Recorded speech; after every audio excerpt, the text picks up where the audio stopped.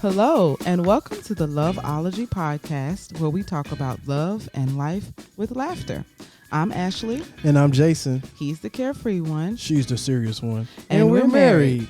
We have been since 2012, and we like to think of ourselves as a couple of loveologists. Not because we are the experts, but because we just love love. We enjoy studying and talking about it, so we thought, let's just start a podcast. A place where we can share what we have learned about love, relationships, and marriage. You can share what you've learned, and we can all grow together. So here we are. Are you ready? Let's get started. And we are here, Jason and Ashley, for another episode of the Loveology podcast. Thank you guys for coming and coming and coming and coming again. Thank you guys. Yes. Appreciate it. For another episode of the Loveology podcast. How are you doing today, love? I am good as always. Got your hair twisted up and stuff ready? You ready to go? What am I ready for? I don't know. You tell me. I don't know. Just to tackle life. I know I'm ready for this day off. Dr. Martin Luther King Jr.'s birthday. Shout out for another day off. Yes. Yes, that's How's your awesome. New Year going? New Year's going great. Okay. Fantastic. Can't complain. All that good stuff is great, man. Mine is going great too. Thanks for asking. I didn't get a chance to. You just jumped the gun.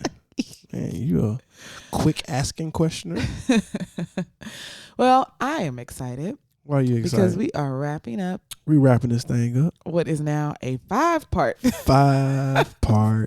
series talking things surrounding infidelity. Infidelity. Dum, dum, dum. I mean, it was a big topic. There's a lot of stuff to talk about. Yeah, it's definitely a big topic. Yeah. So I'm happy. I hope everyone has enjoyed this, but I am definitely ready to move on to something else. So I'm happy that we're wrapping It's like infidelity up. is like a black cloud just in relationships, just hovering. Yeah, it's just so much. Yeah, it's so heavy. Mm-hmm. You know, appreciate y'all for sticking in for these 5 episodes. Mm-hmm. Hopefully you got something out of it. Hopefully you learned something. That's what this is all about, bringing information from all different types of sources, and we just bring it on to you. That's right. Yeah. So again, if you all are just joining us, this is your first episode that you're listening to or haven't listened to the other episodes about infidelity.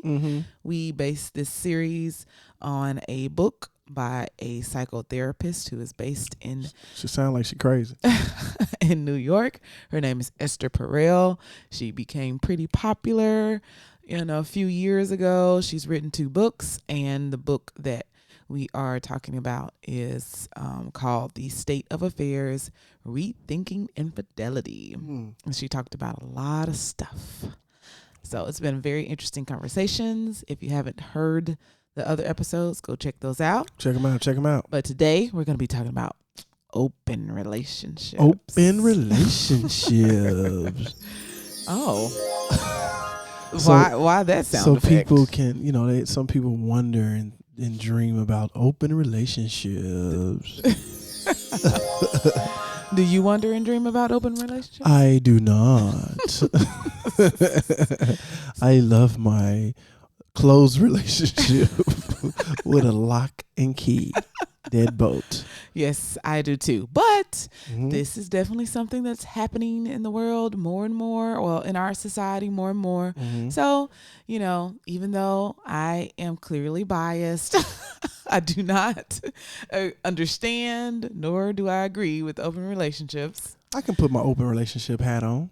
Yeah, we can talk about it because this is what we do. It's okay. It's okay to get different perspectives, even if you don't agree with something. For sure. So I really pride myself in being, receptive to hearing all sorts of perspectives. There it is. I like that. Say that one more time. Receptive to hearing perspectives. There different it is. Perspectives. There it is. She dropped the ball a little bit on that second one, but it's okay. You got it.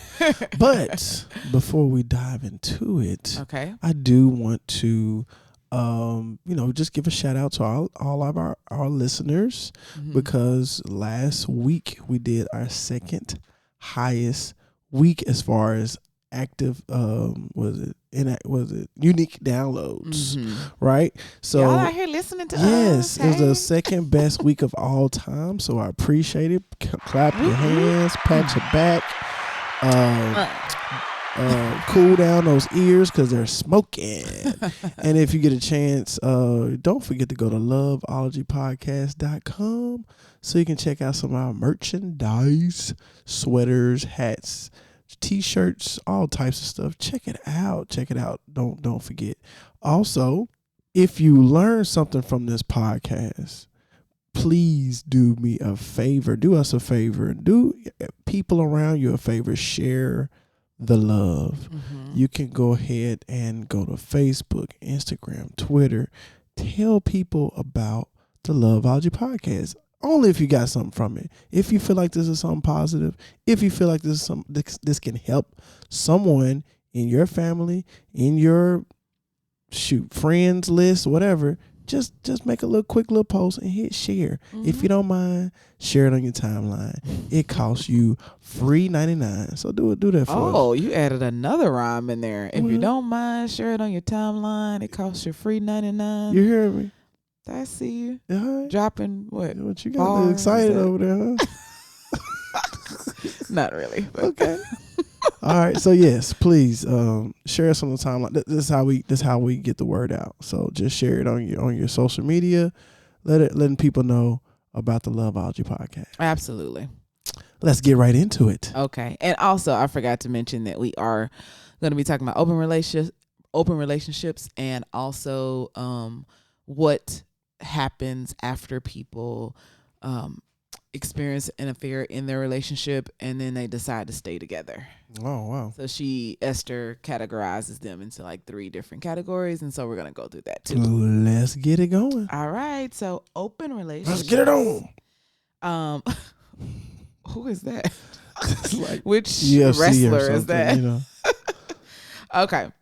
So so there is, it seems to be, just like a lot of infidelity that happens in like, I'm not going to say in every relationship, but I was definitely, when I first became aware of how often infidelity actually does happen, I was very sad by that. Right. And so this would beg the question if monogamy is a realistic thing.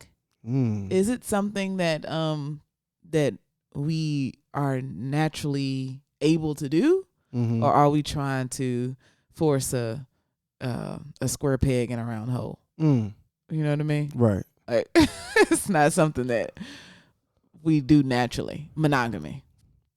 Again, just for people, we're going. I see the taxi went down a dark alley. So what? Yeah, just like took a turn this episode because we're talking about something I just never thought about. Really? And, yeah. You never thought about whether or not monogamy was a natural thing? No. Really? I've had lots of conversations with people about this. Yeah, I mean, we can talk about it, but I'm just saying I've never thought about it. Say, really, you never talked to anybody about it? That is a natural thing? Yeah, like if it's something that is it something that we're supposed to do? Not in depth. I mean, I'm pretty sure it came up on some jokes here and there or whatever, but not in depth, no. Okay. So what do you think? What I think? Yeah. I mean, again, I'm all about, one wife. I'm all about one husband. I'm all about that, right?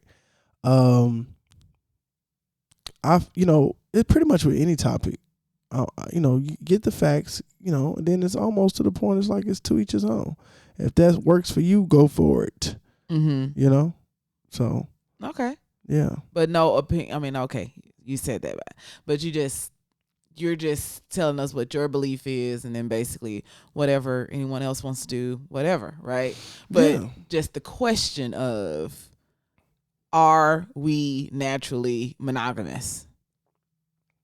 I don't know. Do we want to have sex with multiple people? I don't know. All the time. I think that in this day and age, you know what I'm saying? Sexuality has been hyperlyzed. I don't know what it's been Yes. Yeah, it's been out there a lot. You know what I'm saying? It's been oversaturated with sexuality, even in the cartoons back in the days. You know, it's subliminal, but it's still there. You know, Lion King spells sex in the stars, and you know, ice cubes. Okay. You know, so I'm just saying that can add to one's sexual nature. You know what I'm saying? They can alter it. So I don't know. Biblical days, they had multiple mates, concubines, and all that. So I don't know, man. Well, so basically, some people believe that monogamy is impossible. And these people would probably venture over to open relationships. And then sometimes people have just been like hurt by being cheated on, and they're just like, everybody is basically lying. Like the people who say that they're being faithful are not. People are just cheating, you know? Well, let me tell y'all right now, I ain't cheated not once with my wife. Right? And so it can happen. You know what I'm saying? It's just, you know, it just depends on your mate and the how well y'all flow together, I guess. Right. Well, this is kind of Esther. I'm going to read verbatim what she says, but this is where me and Esther finally disagree in her whole book. She said, when we're talking about monogamy, natural or not, what matters to us is the therapist and the people in the therapy world, is that presently many men and women seem to find monogamy, translated as mandatory sexual and emotional exclusiveness, quite difficult to maintain. Hence, it may be a time to at least take a fresh look at the topic. So basically, rethinking infidelity. Rethinking monogamy. Well, I'm about to say monogamy, because infidelity, that's different. Right. Right. So she does start off by saying that being in an open relationship does not mean that there still won't be any infidelity. Right. Isn't that crazy? No. Why? Let me know. Well, because you know, you're in an open relationship, it's still going to be rules and guidelines. You know what I'm saying? So, you know, just because you may, you know, we agree that I can mess with this particular chick on this particular day, but I still can mess with some random chick I haven't told you about. You know what I'm saying? You're such a smart cookie. Well, I appreciate it, love. Because I wouldn't have thought that. I would think that, people in open relationships, okay, there's no cheating going on. Why would there be any cheating? But you hit the nail right on the head. She says, wherever there are rules, there will be trespassers. Yeah. There will be trespassers. So basically, no matter how lenient your relationship is, there is still going to be a set of rules somewhere, right? And people tend to like to break the rules. Oh, yeah. Breaking the rules, she says, is thrilling and erotic. For some people. For me, did you feel erotic when we didn't use that crosswalk right across the street? Shut up. That's an inside joke. Yeah. Do you want to explain it? We did in our earlier episode, so if you've been with us, you know the answer to that question. Yeah. So yeah, she gives some examples of some clients that she's, talked to, and they still figured out a way to like break a rule, and like she said, it's just people find breaking the rules thrilling. Right. I am just like such a rule follower that I do not find breaking the rules thrilling at all. Right. So, yeah. It depends on the rule for me. Yeah, we know you. You like to break the rules. I mean, not all of them. Not all of them. Not all of them. You are a law-abiding citizen. Yes, and I like to just push the status quo. I ask questions. That's all that is. So, in order to get change, in order to change something, you got to think outside the box. In order to think outside the box, you got to sometimes act outside the box, and that'll help with the change. So I'm all about progression. Yeah. Evolving. And sometimes it means you got to break the rules. That's true. And that's something that I learned from you, Jason. And that sometimes the rules are just not correct. So you gotta, just like slavery. That was a rule. Exactly. That was a law. Yeah. It was that legal. was the way that it was. Completely legal. Mm-hmm. But it was immoral. Right. So, also she goes on to say that the people who are in these, what they call, what was the phrase that they used?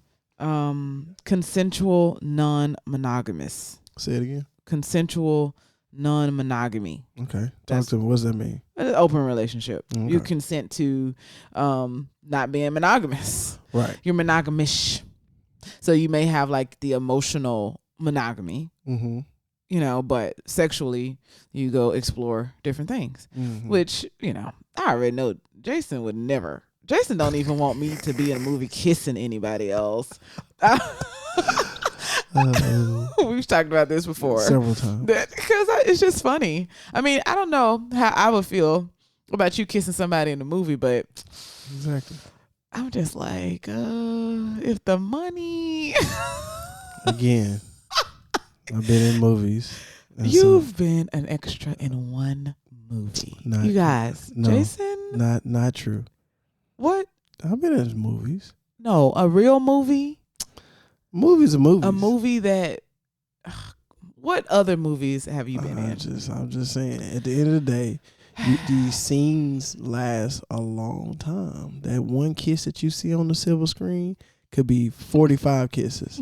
So people can fall in love after kissing somebody after 45 times. You know what I'm saying? So you just gotta watch that. Yeah, I guess so. Lots of people fall in love on the set, don't they? Yeah. Yeah. Okay, so yes, she says that the people who believe in this, they're not rebelling against commitment. They feel like that they are just looking for more realistic ways to make their vows last, and have concluded that the quest includes other lovers, to quote what she said. Okay. So basically, just like, it's just not, I mean, I went to school with a girl like this, and she's just like, it's just not fair to, deny yourself. If like, if you sexually attracted to somebody else, I should be able to go have fun with them, and I love my boyfriend, but I should be able to go do whatever I want to do. My thing with that is, I don't even think it's cool in, a particular age group. Some people say, well, it's cool when you're in your 20s. You know what I'm saying? Mm-hmm. But I don't think it's cool then, because I believe that when you have sex with somebody, man, you not only, you can wear a condom, and that can block you from some STDs, right? But you also like swapping energies with this person. Yes. You know what I'm saying? And you can get a whole bunch of stuff, from this person that you really, hard to shake. You know what I'm saying? Right. So yeah, you got to kind of watch who you doing that stuff with. I absolutely agree. Now that I'm married, I'm saying all that. But this is the older me, more mature me. Yeah. So, I guess like my biggest problem with it is when people start to say they have like an open marriage. I'm just like, why don't you just find another word for it? Just like, don't even include the word marriage. They add new words to the dictionary every year. I think bootylicious is in the dictionary, right? So like, come up with let's just come up with another word then to read, you don't even want to call it a marriage. Well, because why can't we keep marriage as the definition of like exclusive monogamy, sexual and emotional monogamy? Like, that's marriage. You know what I mean? I feel you, but you know what I'm saying? It's just like it's a different type of marriage. You know what I'm saying? No.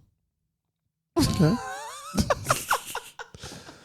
No, I just think what's the harm in just finding another word for it? Okay. Because no, it's just like, I'm trying to think of another word that means something, and you're not gonna say, well, it's a different type. It's just a variation of this thing. No.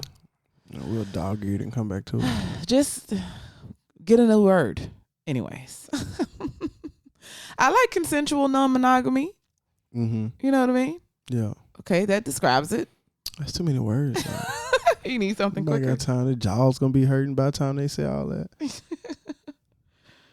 Another thing that she said that I really liked, though, is basically that we feel like, well, until now, until people started like opening up this whole world of, having multiple partners and whatever, which, I mean, actually men having multiple wives has been around for, forever, right? So it's kind of like not that new of a concept, except for women are doing it now, maybe. Yeah. You know what I mean? I don't know. In some countries, it's still okay for men to have multiple wives. I wonder, how many relationships out there where it's the woman that she has just multiple husbands? Like, have you ever heard of that? Have you ever seen the that? first time I heard about, polyamory, it was a couple of years ago, and I was in film school, and this girl thesis film was about polyamory, and I was like, oh my God, what is happening right now? It was a really, really good documentary. Yeah. But so could you explain polyamory? It is when it is a it could be more, I guess. It's multiple, more than two people, but they are all in a relationship together. So there was a man and a woman who had been married for years, and they had children, and they decided to invite another person into their relationship. She comes live in their house. She has a relationship with the woman and the man. She has a sexual, emotional relationship with her separately. And has an emotional, sexual relationship with the man separately. Yes. And then sometimes they all play together. Yes. Yes. But the couple, they still created like these rules. Like she couldn't have children with him. Oh, wow. With the husband. So basically, you were basically asking whether or not the woman has multiple partners. Technically, the woman, the wife in this situation did, because she had a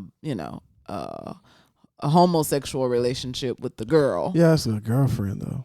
Like, I'm talking about like a man has multiple wives. When have you heard a woman has multiple husbands?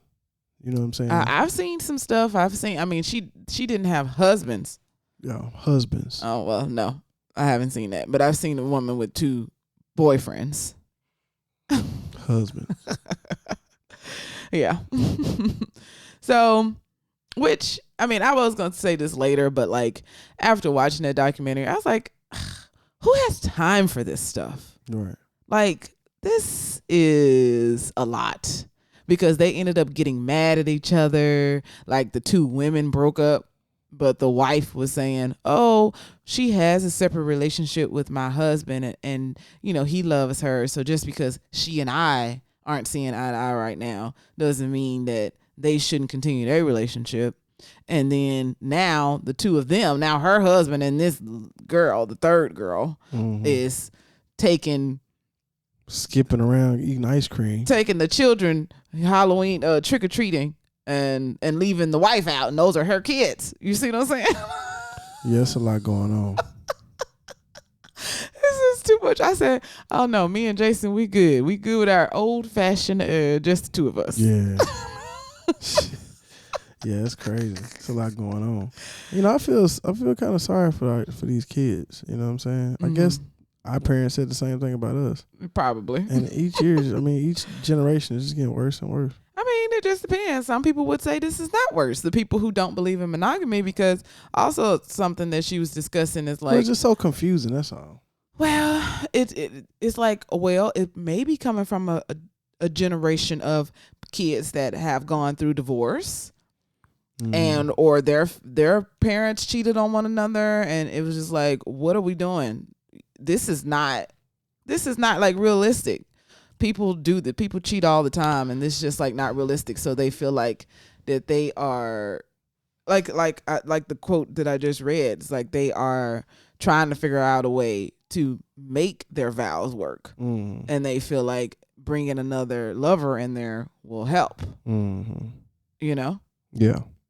You like, no. Yeah, I just don't agree with it. But, it is what it is.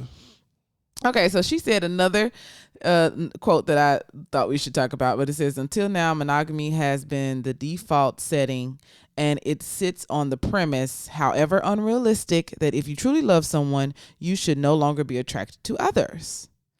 Having feelings, and I'm skipping ahead now, but having feelings and desires for others is natural, and we have a choice whether or not to act on them or not. What do you think?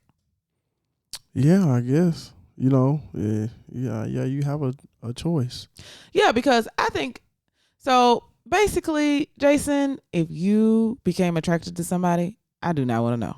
Mm-hmm. It's one of them situations that I don't want to know, but I just expect you to do the right thing, not to act on your attraction. But I don't think it's impossible out of like all the years that we plan on being together that there will come a time that that you wouldn't accidentally find somebody attractive or be accidentally find somebody attractive or be attracted to someone.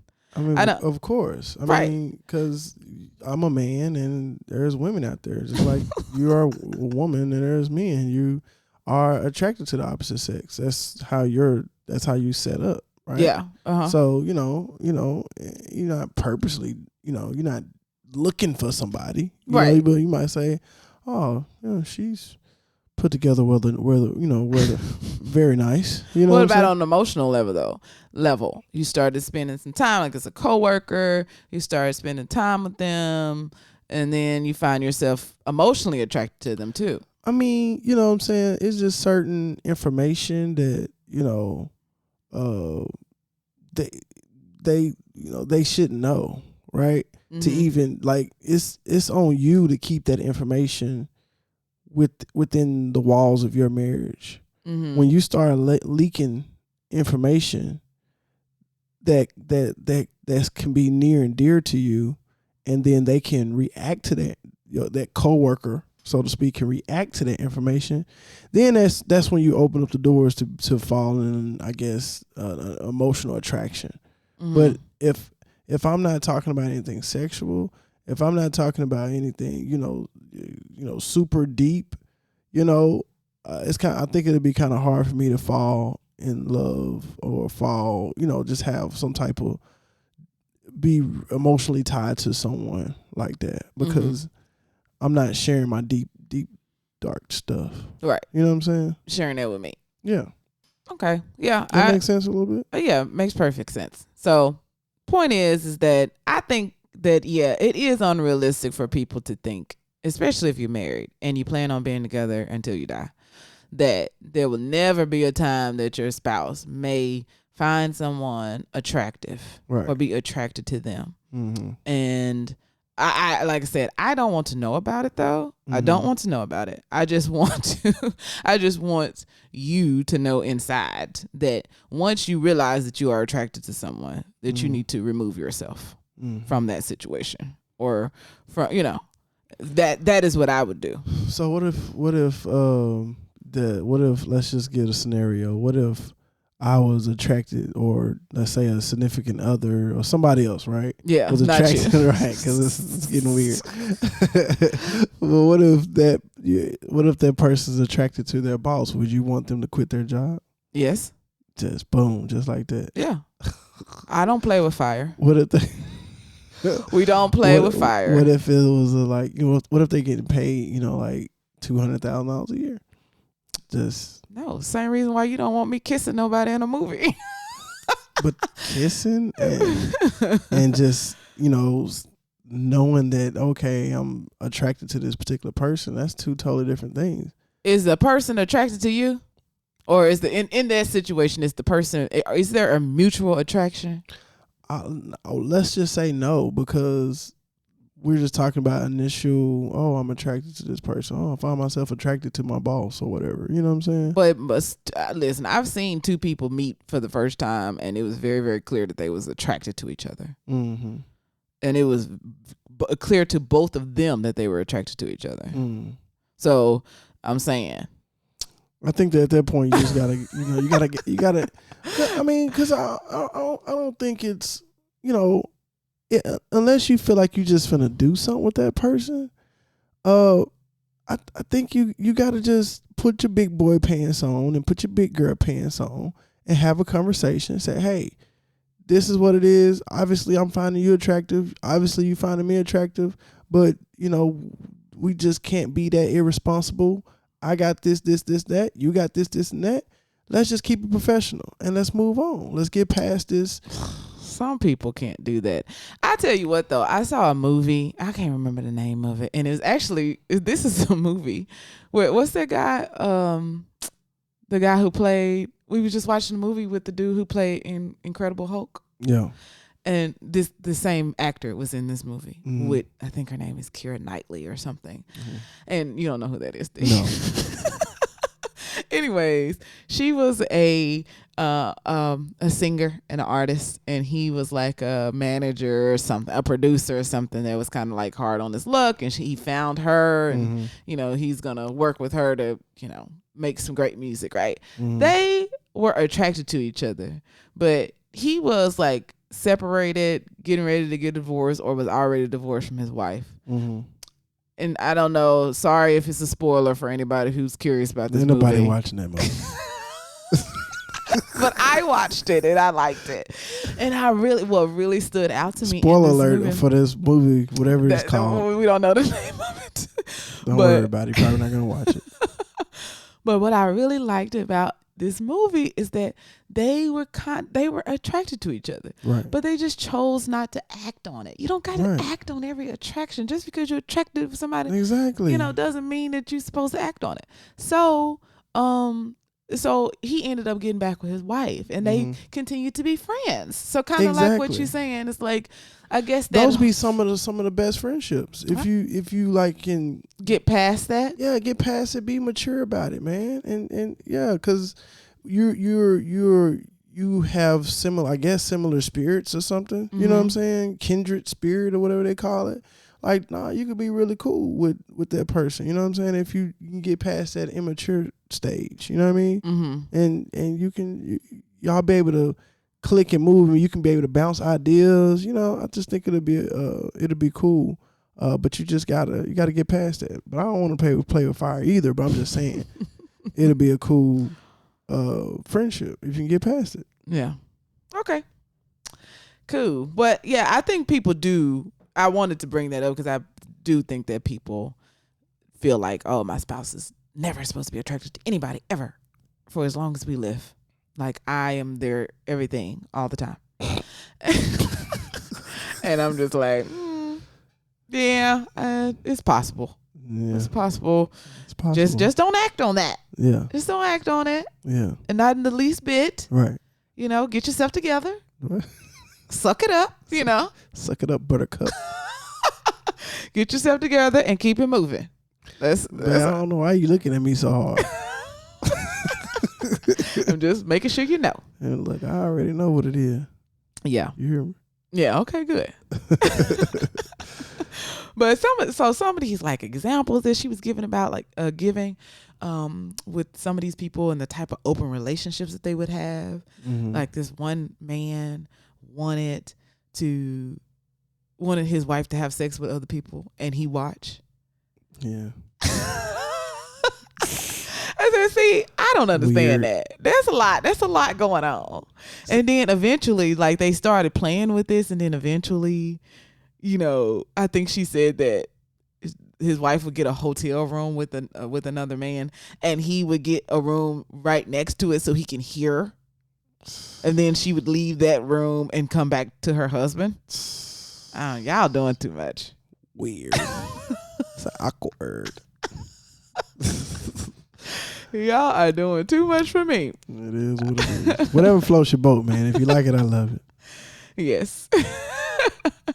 So what else was a good point? But I guess I was just thinking, again, during those times, it's just like, who has time for this? I gotta, feed my kids. I gotta go to work. I gotta do a lot of stuff. Right. It's like, who got time for all of this? I don't know.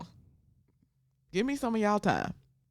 Yeah. So basically, Esther kind of just, poses this question about whether or not we are ready to kind of redefine monogamy, and she was just basically saying that because there's so much infidelity out there, it's kind of clear that it's not a one shoe fits all, right? And so, like I said, hey, it's your life, Right. It is what it is. It is what it is. Okay, so I think that's it. Like, do you have anything that you wanted to say about open relationships? Because otherwise, we will move right on along to what happens after an affair. Well, like I said, open relationships. Monique, she talks about how her and her husband are open, and there's a lot of rumors about Will and Jada being open. I don't know. I don't necessarily agree with it. 2 is a company, 3 is a crowd. You know what I'm saying? That's, I just, I don't know. I just don't agree with it. But like I said, I'm not going to judge. I'm not going to hate on you, but don't hate on me. Yeah, I like that. Okay, so we are moving on to what she called after the storm. After the storm. Okay, so she says that infidelity can destroy a relationship, sustain it, force it to change, or create a new relationship. Okay? Yes. So some people, it ends the relationship. For sure. I mean, I don't know. I think the vast majority, huh? I don't know. You don't think so? Why would you say the vast majority? I don't know. I don't know. That's the first thing you would think, that it would end it. But nah. I think it eventually ends it, but I don't think it ends it right away. Yeah. Well, she was given an example of what was one reason why these relationships end, and it's like, oh, the person who was cheated on just, can't get over it, which, is understandable, right? Right. But I think it's interesting when people feel like that they have to continue to punish the person. Yeah. So I'd rather for you to end a relationship than to put me in a prolonged doghouse. Yeah, just continue to punish the person and just, I don't know. But I understand feeling stupid, for staying with someone, feeling stupid, right? But one of the big things that I really, appreciated about this book, and I do agree with, is talking about the shame that people feel, especially women, if they do want to stay in a relationship after being cheated on, because now we have the option to leave. We have now we can be financially stable on our own. We don't have to stay just because of financial reasons or whatever. And so sometimes women and men, but like I said, I think it's mostly women, have a lot of people shame them and you need to leave, and automatically you should leave because they cheated. And it's like, no, this is an event that happened in our relationship, and I'm not sure if I want to give up 15 years of marriage or whatever because of this one event that happened, and it was horrible. But it, does it totally erase, right? You being there for me and supporting me for 15 years. Right. I don't know, No, I don't think it does. Right. So I really appreciated that about this. But sometimes people just can't forgive, and that's fine. And I prefer for you just to go ahead and break up than to hold something over a person's head. Yeah. Even though our court systems in the United States are, can use some work, but even they use if it's your first offense, you have a little leniency. It doesn't mean you're gonna be a thief for the rest of your life. You know what I'm saying? So it's a rehabilitation, and you can get back to doing what you was doing. Right. So same thing with infidelity. Shouldn't automatically send them to the electric chair. Shouldn't send them to hard labor for 2 years. You know what I'm saying? Just something you got to work out. Yeah. Yeah. So if you chose to end the relationship, though, she says that just as we have marriage ceremonies to mark the beginning of a union, we also need rituals to mark the end. But I don't like rituals though. I mean, Ritual is something you do over and over again or something. You know what I mean? No. It's just something. Just a ceremony. Okay, I take a ceremony, but okay. Well, basically, she you want has a divorce party. no. She has the party to write a letter to each other and say what they will miss about each other. Just to be a good person, but other than that, why? To provide some sort of closure and to like what well I think she says it. Let's see what she says. It is to I don't know. It's to just acknowledge the life that you did have together, right? Okay. And acknowledge that it's coming to an end. Okay. I think it's a good thing. All right. So sometimes marriage begins from an affair. Yeah, it's rough. What's rough about it? Well, we posted a picture about it, and we talked about, you know, basically if you take a man from, if you have an affair with this person, he's married, right, and then you turn around and get married to the same person, most likely he's gonna cheat on you. You know what I'm saying? Maybe not. It's just like like where did this love come from? It came out of, being paranoid and doing something you don't have no business doing, and the excitement, the obstacles that you talked about, right? Mm-hmm. And then once you're married, it's like there's no excitement. They're like thrill seekers. You know what I'm saying? Mm-hmm. It's like it's a like you said, chasing that high. And once you at a monogamous relationship, where's the high? Yes, this is what Esther Perel says. You need to get paid. You need to be a family therapist or something. I know a little bit of something about everything. Yes, basically, sometimes that is the issue, but she doesn't necessarily say that a person is going to cheat just because of that reason. But some people do, right? They do. They continue. They cheat. They get with the person that they cheated with, and then they cheat on that person. I mean, it's like I said, different situations dictate different outcomes.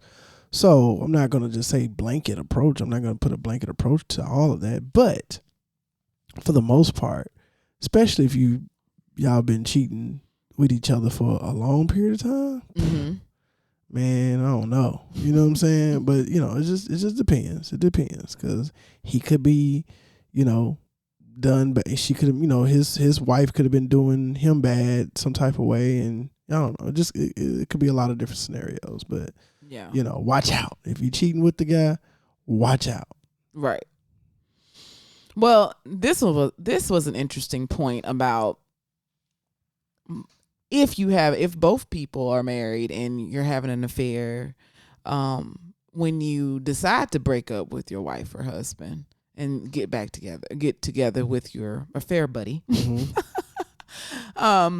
it causes a lot of destruction, right? Like you have split families, and it can like create a lot of pressure for the new relationship. Like it better be worth it. It has to work, right? Yeah. And it is because if it doesn't work, it's like we just did all of that. We blew it for no reason. You know what I'm saying? Right. And she was also pointing out that like one of the, so she basically went back to talk to or reached out and talked to some of the couples that she had as clients that were dealing with infidelity. So this was like years later, and one of the people who had cheated was saying that they were just like suffering a lot of stress, stuff that they couldn't even imagine when they were having the affair. Because like you said, they're in la la land, basically. When you're having the affair, it's not like marriage. It's not reality. It's just like, oh, fun. Right. We're just out having fun, and we don't have any of the burdens of married life. Right. And then now once you get with the person, now it becomes that. And then there's also a lot of stuff, happening now. If you got children, you're trying to blend the families, and it's just a little bit more complexities happening. Right. So that's something that people definitely don't think of when they are deciding to do this sort of thing. Yeah, guess that's it on that. Okay, so moving on to staying together and what those three things were that, like, three categories. Well, she called them post-infidelity outcomes for couples who choose to stay together. First, you ready, Jason? I'm ready. First, you have the sufferers, those who get stuck in the past. Okay. Then you have the builders, those who pull themselves up by the bootstraps and let it go. And then you have the explorers, those who rise above the ashes and create a better union. That's me. That's you all day, every day? Oh, yeah. Like a phoenix. Yeah. Yeah, so the sufferers, like she said, just get stuck in the past. They just can't let it go. And she gave an example of a woman who, basically wanted to have sex with her husband. She decided to stay, but it had been 3 years and they hadn't done anything. And she was basically like, if she does it, then it's like she's saying that everything is okay now. So she just want I don't know, to continue to suffer and want him to continue to suffer. I guess. Yeah. I guess so. Yeah, I don't get that. Yeah. I don't get it. Like I said, if I feel that strongly about it, then we're just gonna break up. Right. I'm not gonna stay with you. Exactly. Yeah. Wasting time. So the builders, the couples who remain together because they value commitment and the life that they've created. So they, it's just all about that commitment to them, right? And they just, I don't know. They just figured it out. They let it go, but their relationship kind of just stays the same as it was, maybe. Yeah. And she's saying that the explorers are the ones that. Let me go back to the builders real quick. So Okay. It seems like to me that they are the ones that will, like, okay, this situation happened. All right, let's sweep it on the rug. Let's not talk about this ever again, and let's just move forward. And like you said, the relationships are pretty much the same. And it seems like to me, fast forward, going to the phoenixes, what you call them, the people that come from the ashes, the explorers. The explorers. It sounds like to me that they can use this particular situation to help build, like you said, build a better relationship. Because now they're more open and more talking more about it. I think that's the key, the two key factors. The builders are probably not talking about the incident anymore, and the explorers are the ones that's openly communicating about it. Yeah. So therefore, you can grow. Yeah, and I guess another key point is just kind of like recognizing that there may have been some good that came out of it. Where's the silver lining? Yeah, where's the silver lining? And so she gives an example of, she said that sometimes when she does conferences, people have asked her, does she recommend an affair? Oh, wow. Recommend an affair. And she was like, no, right? But in the same way that, she wouldn't wish cancer on anyone, but sometimes an illness like that can totally transform a person. For sure. Right? They think about their life. They just totally transform, and, whatever bad was going on, they're going to fix that. Right? Right. So, of course, we don't want to have cancer, but there can be something good that comes out of it. Right. So, and that's the same way that she feels about affairs. It's like, no, you don't want to have an affair. Really, you want to not get to that point. Right. But if there is an affair, there can be something good that came out of it. Right. Just look for it. You know what I mean? Right. So yeah, I think that's interesting though. Yeah. I probably would be a silver lining person. And the thing that you said about them talking a lot, yeah, that's what she was saying, that some of her clients would say that they like talked more than they had ever talked in years or something like that. And it puts them back face to face with one another, right. Looking at each other and trying to figure out, their life. Yeah. So yeah, but we're not trying to get there, right? We're not trying to do all that. We can just talk now. Well, yeah. So the last That's thing what it's all about. Just you got the Communication. foundation. The foundation of every relationship, guys, is trust and communication. Mm-hmm. So the more you talk, the more you can trust. Mm-hmm. The more you can trust, the more you can talk. Yes. It's a beautiful cycle to help elevate your relationships. Mm-hmm. So she ends the book with, what are some things that marriage can learn from infidelity? And not infidelity in your relationship per se, but just like infidelity in a general sense. Well, you can learn that my particular mate may not be happy, may or may not be happy. You can learn that, hey, my particular mate is trying to tell me something. It's crying out for help. Something, you know what I'm saying? Yes, but that's like, I mean, infidelity in a general sense.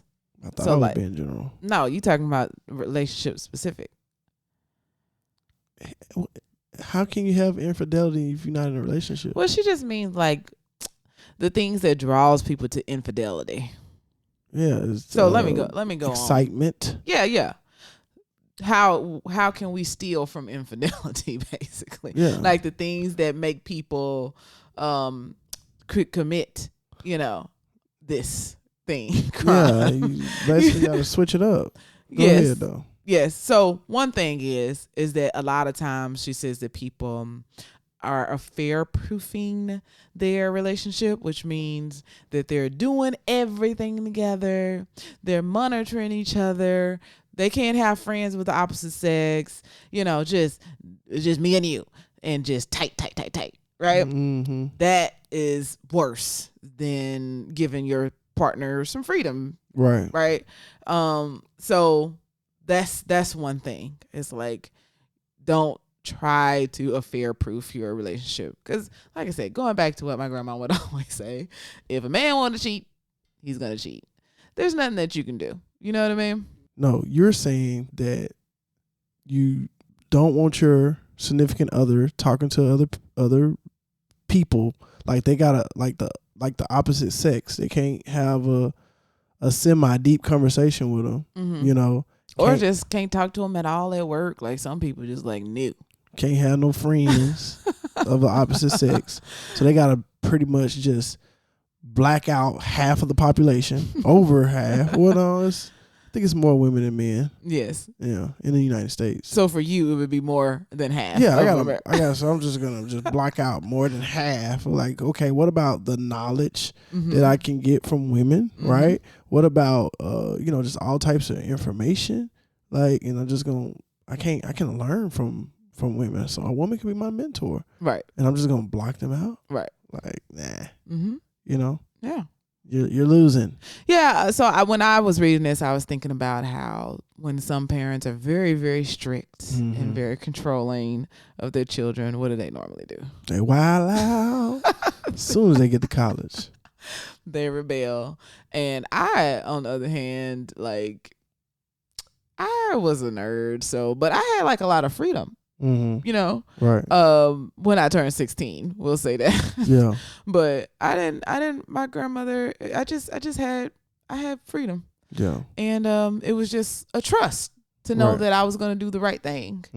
And of course now I wasn't know all hours of the night coming in or anything like that, but it just wasn't, I didn't feel like she was watching me or monitoring me or, it was all good. Right. Yeah.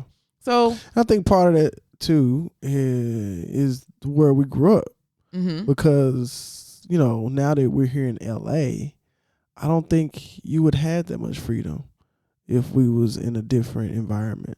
Just because it's a bigger place and maybe there's more people, harm that can come to me. Yeah, just it's tighter residence. You lived. It wouldn't. Well, maybe, but the point is that I never rebelled. I never rebelled at all, right? Like, as far as being a teenager and I just did the right thing all the time. Or I tried my best to follow the rules or whatever. What they say was the right thing.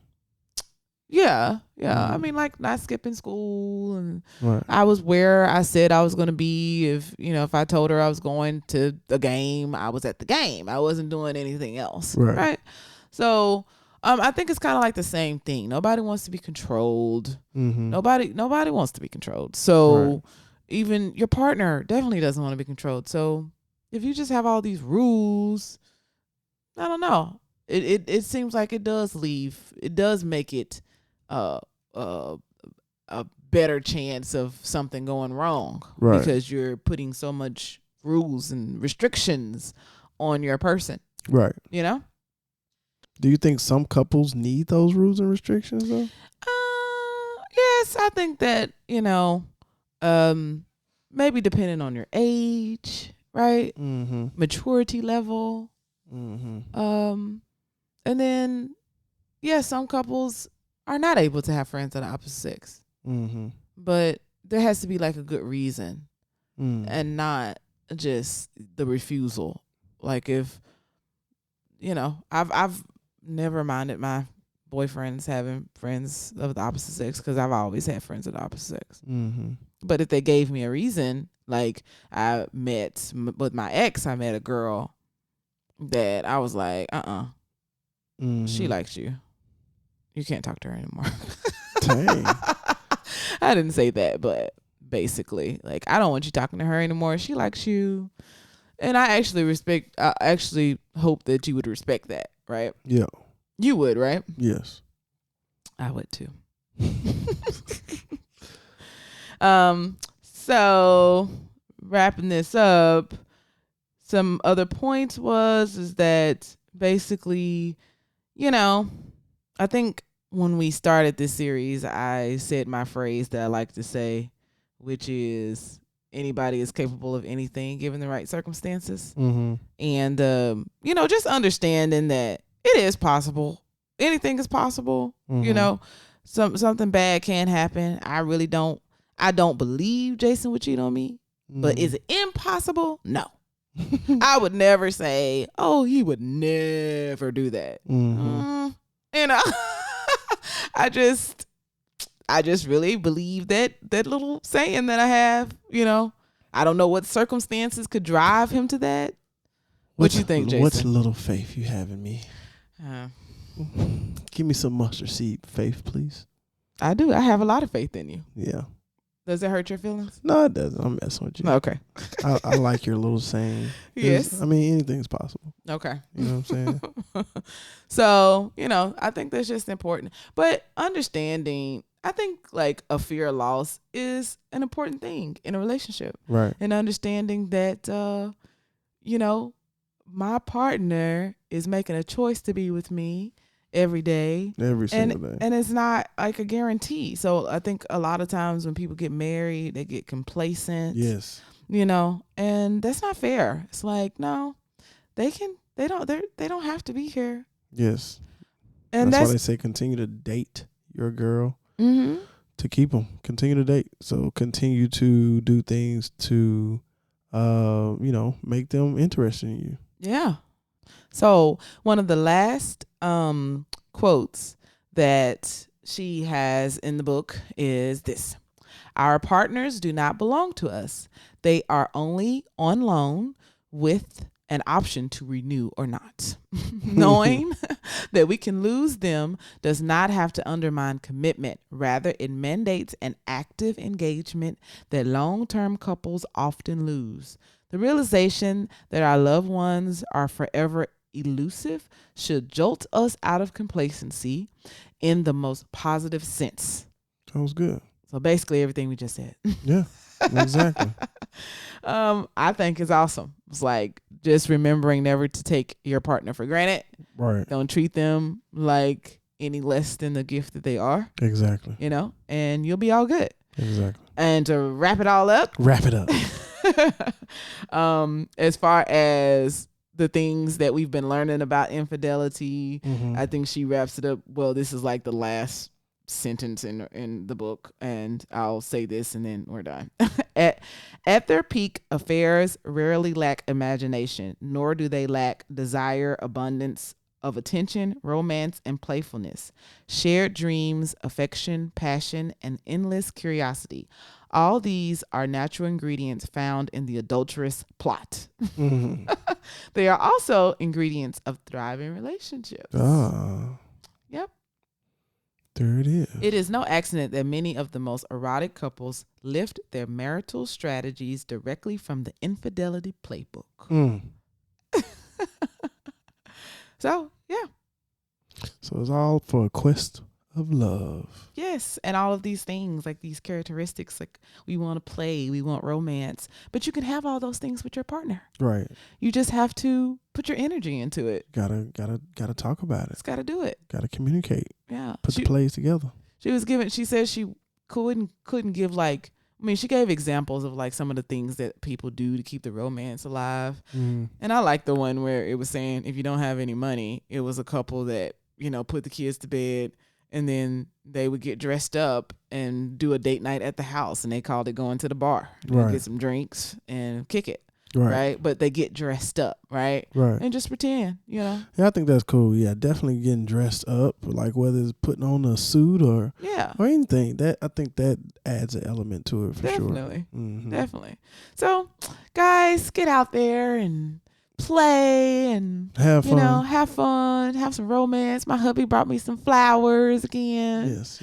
And it just made me grin as always from ear to ear. But yeah. So that's it. Jason, do you have any final thoughts on our series about infidelity? Any takeaways? Anything that you would like to say? I mean, it's just, at the end of the day, again, hopefully you don't have to experience infidelity. You know what I'm saying?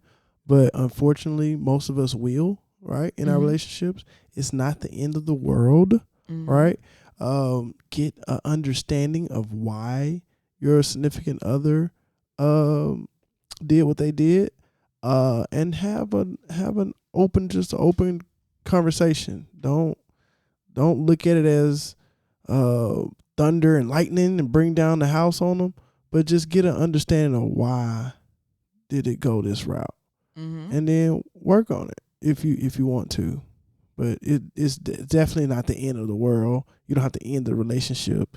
You can work on it. Yes, and your relationship may come out even stronger if you do so. Yes, absolutely. But hey, if you don't have to go through infidelity, don't do it. Don't do it. That's me and Jason goal. Right. We're going to keep it strong, keep it hot and sexy. Yes. I did my 3 sit-ups for the day. Oh, Lord. Oh, yeah, getting the abs back. You're going to need more than 3 sit-ups, honey, but it's all right. It's a start. All right, man. I really appreciate y'all. Holler at me on Wednesday so we can do some live discussion about infidelity. That's 6 o'clock Pacific, 8 o'clock Central, 9 o'clock Eastern. Don't forget to share the love, spread it, and rate and review.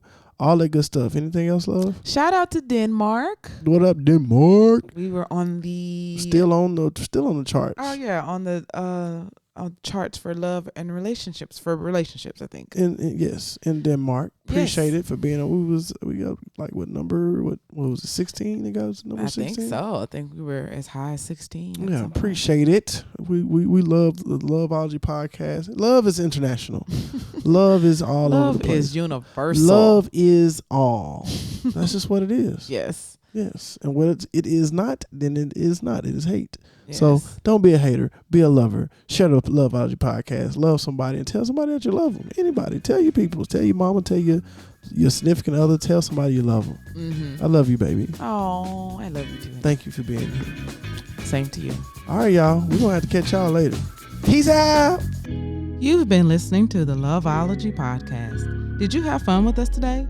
Tell a friend about our show. Follow us on Facebook, Instagram, and Twitter to keep the conversation going. Be sure to subscribe so you'll never miss an episode. Visit us at loveologypodcast.com. Thanks for listening. Until next time, Loveologists.